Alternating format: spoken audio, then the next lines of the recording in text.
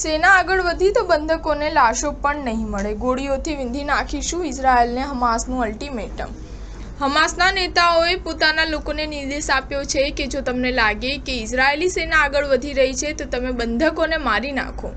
આ આદેશ બાદ પહેલાથી જ આ અસ્થિર સ્થિતિ વધુ ગંભીર બની ગઈ છે। ઇઝરાયેલી અધિકારીઓનો હવાલો આપતા એક અહેવાલમાં જણાવાયું છે કે ગાઝામાં બંધકોને રાખનાર હમાસના સૈનિકોને આદેશ આપવામાં આવ્યો છે કે જો તમને લાગે કે ઇઝરાયેલી સેના આગળ વધી રહી છે તો તમે બંધકોને ગોળીથી વીંધી નાખો। તાજેતરમાં જ ઇઝરાયેલી રક્ષા દળે ગાઝાના નુસેરાતથી 4 બંધકોને બચાવ્યા હતા। ઇઝરાયેલી અધિકારીઓએ હમાસના એ દાવાને નકારી કાઢ્યો છે કે 3 બંધકોના મોત ઇઝરાયેલી હવાઈ હુમલામાં થયા હતા। તેમનું કહેવું છે કે આ મોતના જવાબદાર હમાસના આતંકી છે।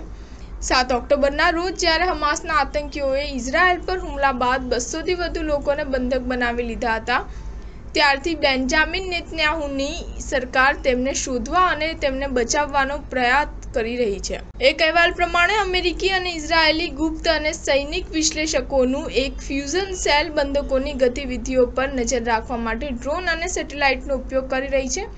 ઇઝરાયેલ અત્યાર સુધીમાં 7 બંધકોને બચાવવામાં સફળ રહ્યું છે, પરંતુ ઘણા લોકો સંઘર્ષ દરમિયાન અથવા અપહરણકર્તાઓના હાથે માર્યા પણ ગયા છે।